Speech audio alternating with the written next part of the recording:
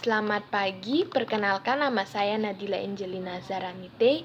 Saya dari kelas A, semester 3, NIM saya 19030300028, Prodi Sosiologi, Fakultas Ilmu Sosial dan Ilmu Politik. Dalam video ini saya akan menjelaskan tugas yang telah diberikan oleh Pak Lazarus untuk penilaian ujian tengah semester mata kuliah teori sosiologi modern. Bagian pertama ada paradigma sosiologi dan teori pendekatannya. Paradigma sosiologi itu dibagi menjadi 3 bagian, yaitu paradigma fakta sosial, paradigma definisi sosial, dan paradigma perilaku sosial. Secara garis besar, paradigma ini perlu diketahui karena paradigma ini merupakan akar atau dasar dari teori-teori yang akan muncul. Yang pertama ada paradigma fakta sosial. Paradigma fakta sosial ini bersumber dari karya Emily Durkheim. Ia mengemukakan suatu cara untuk menerangkan kenyataan perubahan sosial secara ilmiah dan positif. Dalam arti, suatu analisis yang menggunakan pemikiran yang bertumpu pada fakta yang bersifat empiris. Menurut Emily Durkheim, kenyataan perubahan-perubahan sosial atau gejala sosial itu real. Namun, kalau dikaji benar-benar pengertian real yang ia maksud adalah mencakup baik sesuatu yang dapat diserap oleh indera maupun tidak. Menurut George Richer, teori yang terkenal dalam kaitannya dengan paradigma fakta sosial yaitu yang pertama ada teori fungsionalisme struktural, yaitu yang memberikan penekanan pada keteraturan dan tidak mengindahkan adanya konflik dan perubahan dalam masyarakat. Yang kedua, ada teori konflik, yaitu teori yang mendasarkan pada wewenang dan posisi yang merupakan fakta sosial. Konflik itu terjadi karena adanya perbedaan keinginan dari penguasa untuk mempertahankan diri dan di lain pihak adanya keinginan dari yang dikuasai untuk mengadakan perombakan. Yang kedua ada paradigma definisi sosial. Menurut paradigma ini yang dianggap sebagai suatu kenyataan sosial yaitu tindakan sosial. Konsep Max Weber tentang tindakan sosial yaitu sebagai suatu tindakan yang suatu kenyataan sosial dalam sosiologi, maka kiranya perlu dikemukakan terlebih dahulu pandangan tentang kenyataan yang konkret. Adapun teori yang terkandung dalam paradigma definisi sosial ini yaitu yang pertama ada teori aksi, yang kedua ada teori interaksi simbol, dan yang ketiga ada teori fenomenologi. Yang pertama, teori aksi mempunyai kecenderungan kesejajaran dengan Weber dan mempunyai arti yang sangat penting dalam rangka pengembangan teori interaksi simbol dan teori fenomenologi. Menurut Hinkel, anggapan dasar teori aksi yaitu yang pertama, adanya tindakan manusia didorong oleh kesadaran diri sendiri dan pengaruh dari luar dirinya. Yang kedua ada tindakan manusia yang bertujuan. Yang ketiga tindakan manusia yang menggunakan cara prosedur, teknik dan alat. Yang keempat adanya tindakan manusia yang hanya dibatasi oleh kondisi yang tidak diubah dengan sendirinya.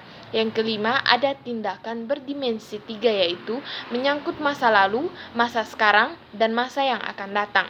Dan yang keenam, tindakan manusia dalam pengembalian keputusan dibimbing oleh norma-norma moral. Dan serta yang ketujuh, yaitu penelitian tentang antara hubungan sosial menggunakan Verstehen atau pemahaman dan imajinasi. Yang ketiga, ada teori interaksi simbol. Teori tersebut yakni dalam mengadakan pendekatan sosial menggunakan introspeksi untuk mengetahui latar belakang tindakan pelakunya.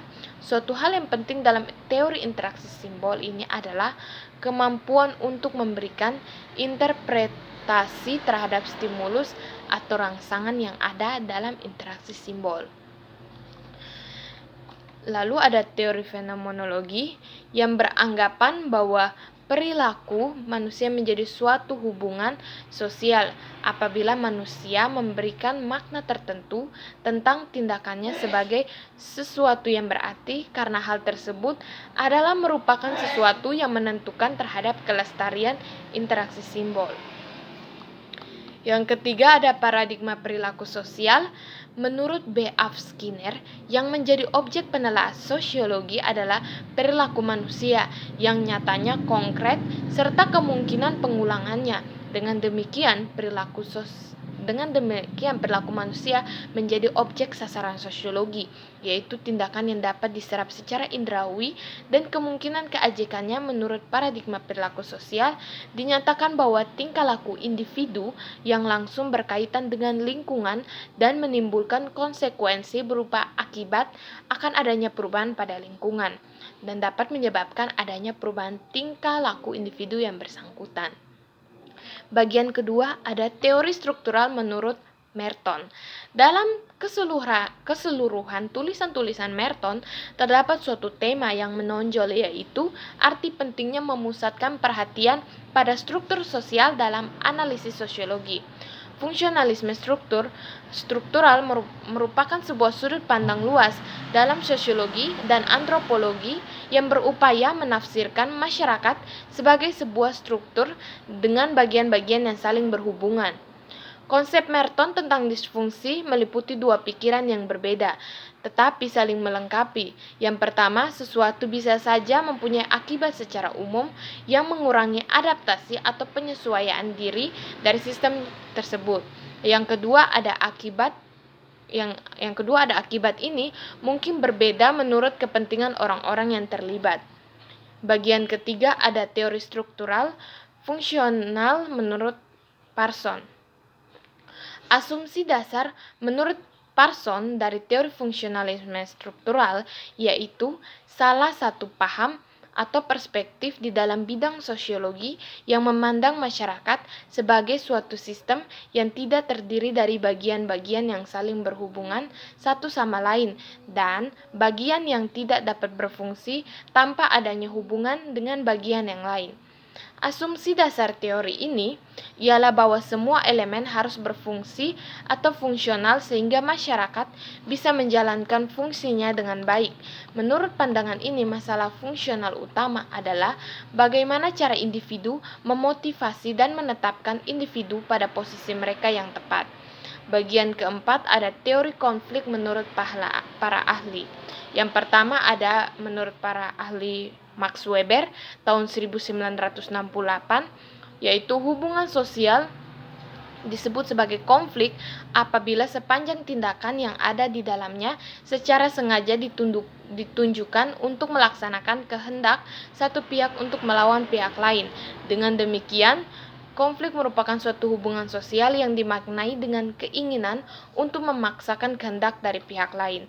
Yang kedua dari ahli Awe Hijau tahun 1956, yaitu konflik didefinisikan sebagai upaya yang disengaja untuk melawan atau memaksa kehendak lain atau orang lain sebagai sebuah proses. Konflik adalah kebalikan dari kerjasama di mana usaha sengaja dilakukan untuk menggagalkan kehendak orang lain.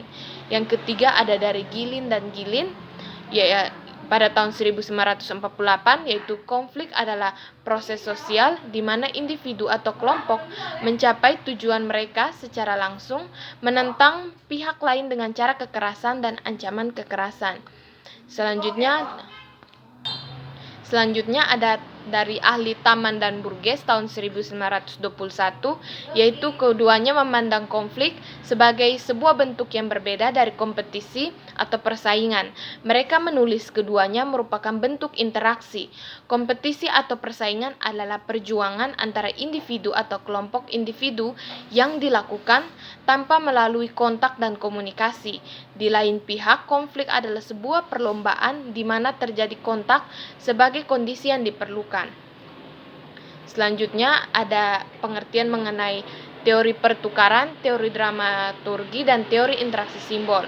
Yang pertama, teori pertukaran yaitu substansi pertukaran.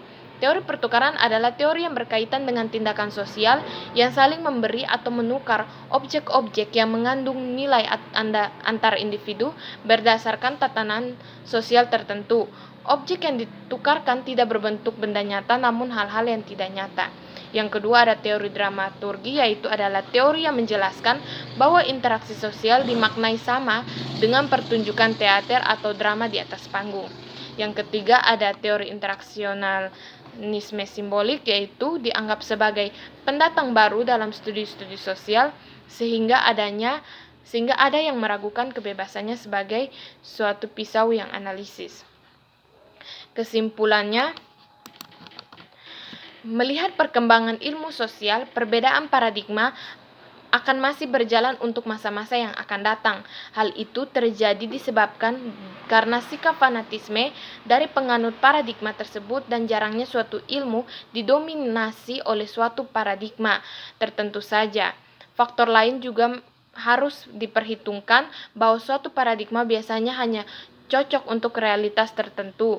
Paradigma definisi sosial sangat bermanfaat untuk menerangkan konstruksi sosial dari realitas dan tindakan berikutnya. Paradigma fakta sosial lebih sesuai menjelaskan struktur sosial dan institusi sosial sehingga tidak ada satu paradigma yang tepat dan memadai untuk memotret seluruh kenyataan yang ada. Demikian yang dapat saya sampaikan. Mohon maaf bila ada penggunaan salah kata. Sekian dan terima kasih.